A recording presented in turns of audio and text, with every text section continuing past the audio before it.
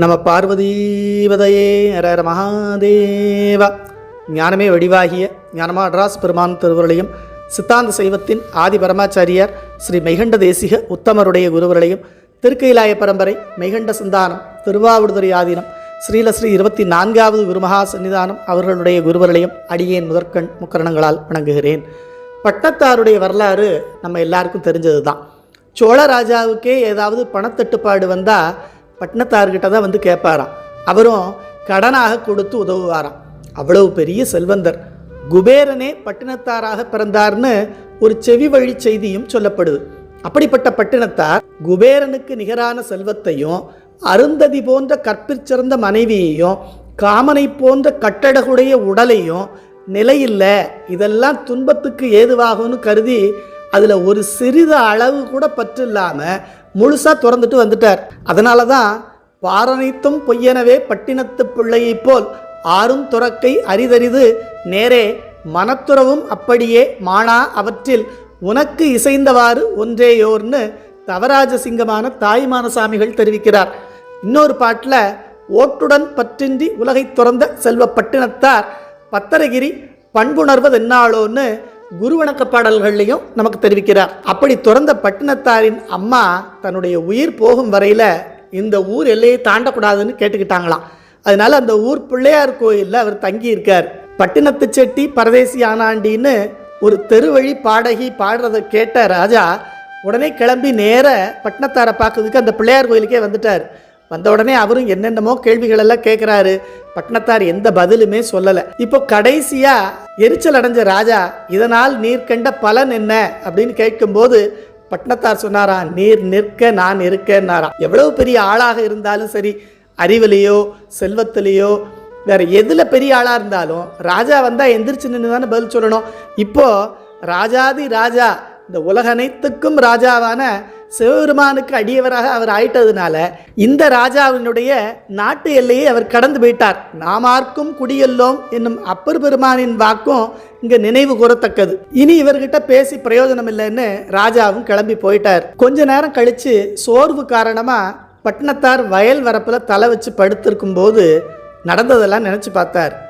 ராஜா வந்து கேட்டதையும் தான் இவ்வளவு பெரிய செல்வத்தை துறந்து வந்ததையும் அவர் மனசில் அசை போட்டார். இதைத்தான் மல வாசனைன்னு சொல்கிறாங்க.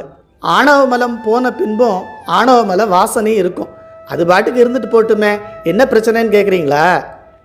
அது இருந்தால் மீண்டும் ஆணவ மலத்தை நமக்கு உண்டாக்கி ஒரு பிறவிக்கே வழிவகுக்கும். ஒரு சின்ன உதாரணம்.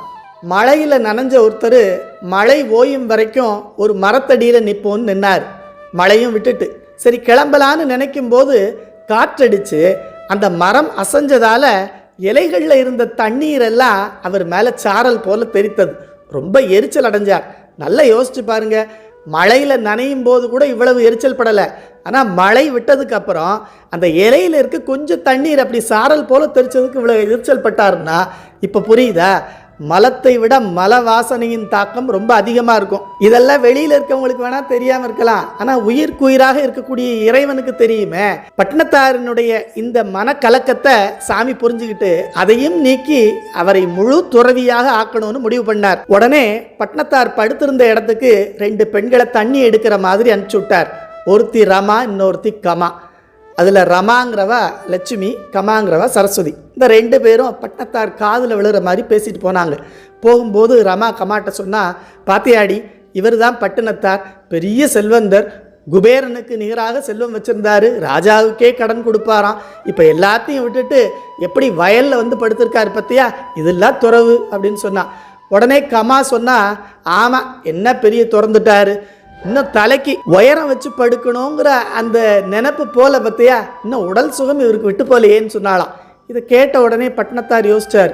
ஆமாம் இல்லை, நம்ம இன்னும் தலைக்கு உயரமாக வச்சு படுக்கணுங்கிற அந்த எண்ணம் போலையே, சரி அப்படின்னு சொல்லி கீழே இறங்கி வயல் வரப்பில் தரையில் படுத்துக்கிட்டார். இன்னும் கொஞ்சம் நேரம் கழித்து மறுபடியும் அவங்க 2 பேரும் தண்ணி எடுத்துகிட்டு வந்தாங்க. இப்போது ரமா கமாட்ட சொன்னால், பாத்தியாடி வயல் வரப்பில் வச்சுருக்காருன்னு சொன்னியே, இப்போ கீழே இறங்கி படுத்துட்டாருன்னு சொன்னான். உடனே கமா சொன்னா, ஆமாம் இவர் என்ன பெரிய துறவி, அடுத்தவங்க என்ன பேசுகிறாங்கங்கிறத ஒட்டு கேட்குறாரு அப்படின்னு சொன்னாலாம். இப்போதான் பட்டினத்தாருக்கு புரிஞ்சுது, நாம் எல்லாத்தையும் துறந்துட்டு வந்துட்டோம், ஆனால் துறந்தோங்கிற அந்த நினைப்பை இன்னும் துறக்கலையே, அது மல வாசனையாக இருந்து மறுபடியும் நமக்கு பிறவிக்கே கூட வழிவகுக்குமேன்னு நினைச்சாராம். இப்போ நாம இதுல இருந்து என்ன புரிஞ்சுக்கணும்னா, நம்மை பற்றி பிறர் என்ன பேசுறாங்கிறத கேட்டு அதுக்கு நாம பதிலளிக்கவோ எதிர்வினை செய்யவோ கூடாது. இதைத்தான் முன்னுரை அறையனார், தெரியாதவர் தம் திறனில் சொல் கேட்டால் பரியாதார் போல இருக்க பரிவில்லா வம்பலர் வாயை அவிப்பான் புகுவரே அம்பலம் தாழ் கூட்டுவார்னு பழமொழி 400 நமக்கு தெரிவிக்கிறார்.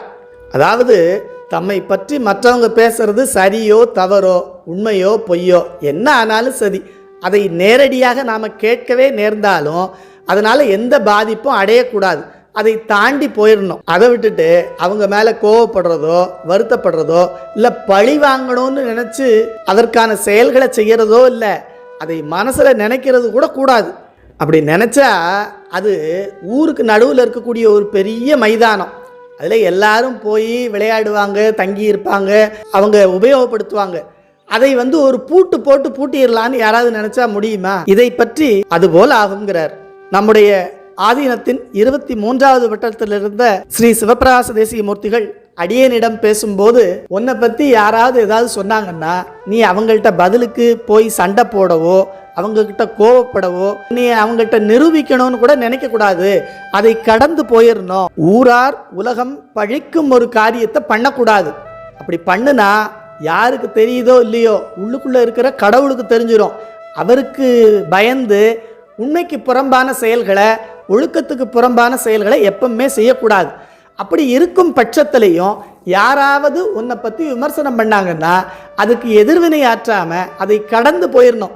ஏன்னா அவங்கள்ட்ட போய் நீ உன்னை நிரூபிக்கணும்னு முயற்சி பண்ணேன்னா அதுக்கே உன்னுடைய காலமெல்லாம் வீணாக செலவழிஞ்சு போகும். வந்த நோக்கத்தை பார்க்க முடியாது. கடவுளுக்கு எல்லாமே தெரியும், அதனால அவருக்கு உண்மையாக இருக்க முயற்சி செய் அப்படின்னு அடிக்கடி என்கிட்ட சொல்லுவாங்க. இதை இன்னும் கொஞ்சம் வேற மாதிரியா அடியனுக்கு பூர்வாசிரமத்தில் சித்தாந்த சாத்திரங்களை உபதேசித்த கோவை திருமதி ஸ்வர்ணா சோமசுந்தரம் அம்மையார் என்னிடம் பேசும்போது, நம்மளை பற்றி யாராவது இல்லாத பொல்லாத விஷயங்களை பேசுகிறாங்கன்னா அதை கேட்டு நாம் அவங்க மேலே கோவப்படவோ வருத்தப்படவோ அவங்ககிட்ட போய் சண்டை போடவோ கூடாது. ஏன்னா நாம் ஏற்கனவே செய்த வினையை அவங்க இப்படி பேசி கழிக்கிறாங்க.